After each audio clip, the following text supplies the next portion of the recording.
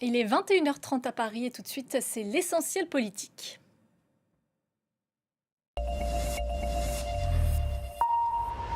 L'essentiel politique ce soir, c'est avec Richard Verly. Bonsoir Richard. Bonsoir. Éditorialiste politique, journaliste pour le média en ligne suisse Blick.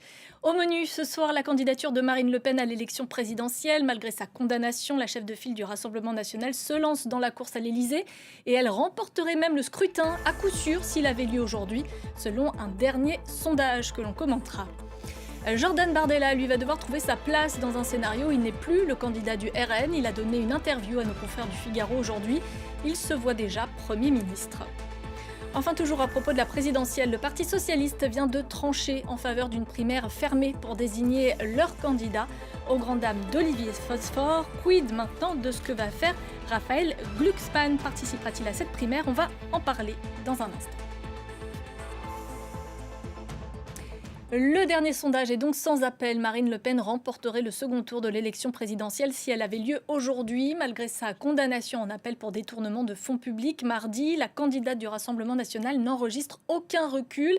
Créditée de 52 à 67,5% des voix au second tour en fonction du candidat qu'elle a face à elle. Richard, cette condamnation, loin de l'affaiblir, semble renforcer Marine Le Pen dans les sondages. Comment vous l'expliquez ? D'abord par une caractéristique que les Français sans doute reconnaissent, c'est sa ténacité.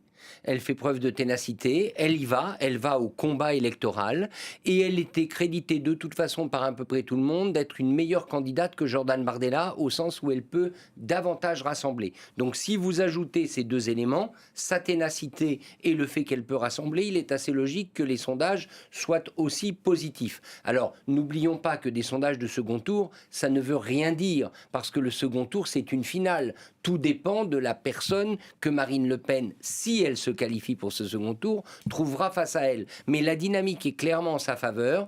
La question de la justice, bien sûr, complique la donne. Il y a toutes ces questions, vous savez, de bracelet électronique, jugement de la Cour de cassation, qui pourrait intervenir avant la date du premier tour, c'est-à-dire avant le 18 avril. Mais visiblement, les Français, eux, ont déjà tranché. Elle sera candidate jusqu'au bout, elle affrontera les électeurs et comme vous l'avez dit, elle est bien placée pour l'emporter, mais encore une fois, rappelons que tout dépend de qui sera face à elle et surtout de ce qui peut se passer pendant cette campagne, parce que quand même, à chaque fois qu'elle sera dans un débat ou qu'elle sera confrontée à des journalistes, on lui rappellera sa condamnation.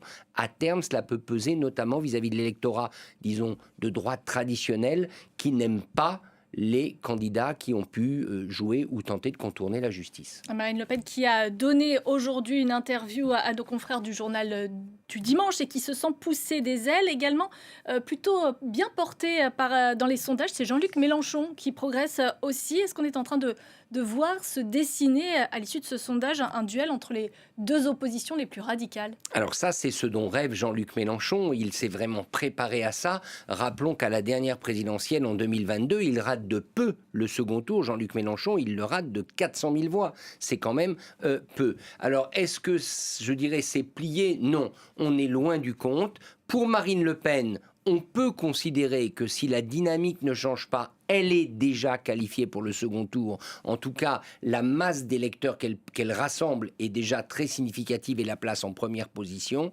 Pour Jean-Luc Mélenchon, ça dépendra énormément d'un sujet qu'on va aborder tout à l'heure, à savoir quel autre candidat de la gauche et est-ce que ce candidat ou cette candidate pourrait lui faire de l'ombre. Avant d'en parler, un mot de Jordan Bardella qui lui a longtemps été pressenti pour être le candidat du Rassemblement national en cas d'empêchement de Marine Le Pen. Il se retrouve aujourd'hui relégué au second plan. Il est apparu sonné lorsque la justice a rendu son éligibilité à Marine Le Pen. Mais dans les colonnes du Figaro aujourd'hui, il affirme qu'il y a de la place pour deux. Marine Le Pen aspire à présider la France. Je souhaite la gouverner, dit-il. Jordan Bardella à Matignon, c'est effectivement le plan prévu par Marine Le Pen? C'est le plan qui est annoncé. On pourrait dire que c'est le plan de bataille. Et il faut reconnaître que c'est un plan assez efficace. s'il tient, parce que ça risque d'être difficile dans ce tandem.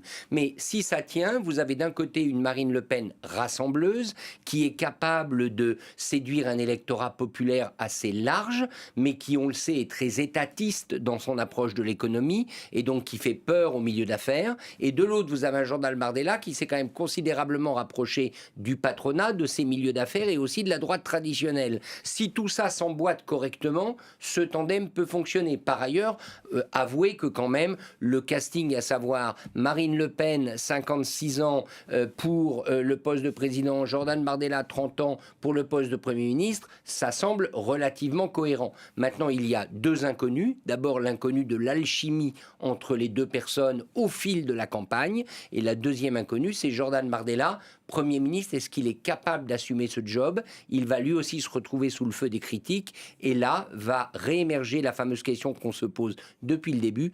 A-t-il la compétence qu'on lui prête?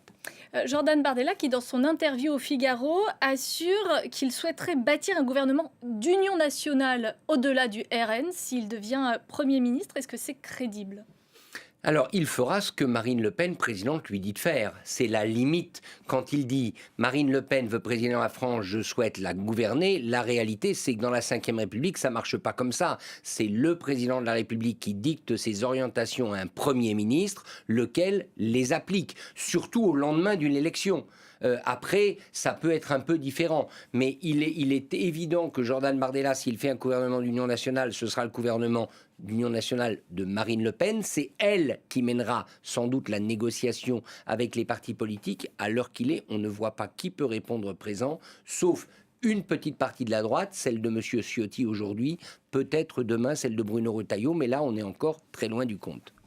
À gauche maintenant, on n'est toujours pas en ordre de bataille pour l'instant, mais ça commence à s'organiser. Jeudi soir, les militants socialistes ont tranché. Ils veulent une primaire fermée, réservée aux militants du Parti socialiste et aux partis proches comme Place Publique. Alors, qui sera sur la ligne de départ de cette primaire social-démocrate? On a pour l'instant deux candidats officiellement déclarés. C'est le député de l'Eure, Philippe Brun, ainsi que l'ancienne candidate malheureuse Ségolène Royal.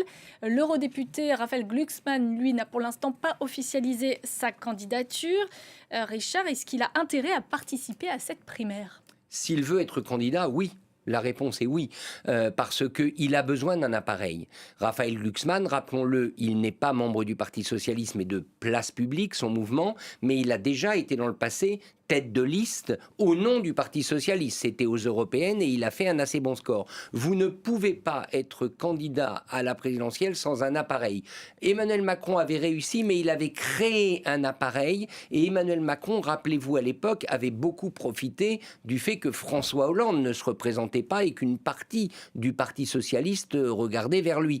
Donc, s'il veut verrouiller un appareil de candidature, Raphaël Glucksmann doit y aller. Il a évidemment de bonnes chances d'en sortir vainqueur. Pour l'instant, on verra si d'autres candidats se présentent. S'il décidait de ne pas y aller, et ça poserait deux questions. Un, veut-il aller à la présidentielle, mais il apparaîtrait à ce moment-là un peu comme un traître à son camp, ou alors éventuellement envisage-t-il de ne pas y aller, et à ce moment-là, ça découragerait toute la gauche social-démocrate. Parmi les autres candidats attendus au tournant, il y a le premier secrétaire du Parti socialiste, Olivier Faure. Il y a également le maire de Saint-Ouen, Karim Bouamran, le député de l'Essonne, Jérôme Guedj, ainsi que Boris Vallaud. Autre candidat pas encore officiellement déclaré, c'est François Hollande. Lui a déjà dit qu'il ne participerait pas à cette primaire et qu'il s'imposerait comme éventuel recours. Quelle place pour l'ancien président français dans cette campagne? Si Raphaël Glucksmann est d'abord, choisi d'aller à cette primaire, et deux, en sort vainqueur, il n'y aura plus de place pour François Hollande. Je crois que c'est très clair et François Hollande lui-même le sait.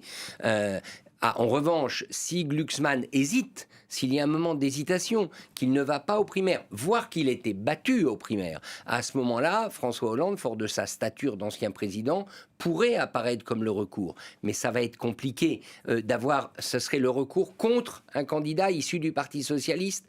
Il faudra qu'à un moment donné, si François Hollande veut être candidat, lui aussi aura besoin d'un appareil, et le seul appareil qui peut le porter, c'est le Parti socialiste. Donc dans tous les cas de figure, c'est cette primaire fermée, c'est-à-dire réservée aux militants, qui va décider de ce qui va se passer. Et après tout, est-ce que véritablement, à un moment donné, François Hollande ne va pas décider, ne va pas changer d'avis? Tout va se jouer quand même entre ces deux hommes, Raphaël Glucksmann et François Hollande. Réponse donc à la rentrée en octobre prochain, lorsque cette primaire socialiste et associée aura lieu. Merci beaucoup, Richard Merci Verly, à vous. d'être venu faire le point sur l'essentiel politique. Restez avec nous dans quelques instants.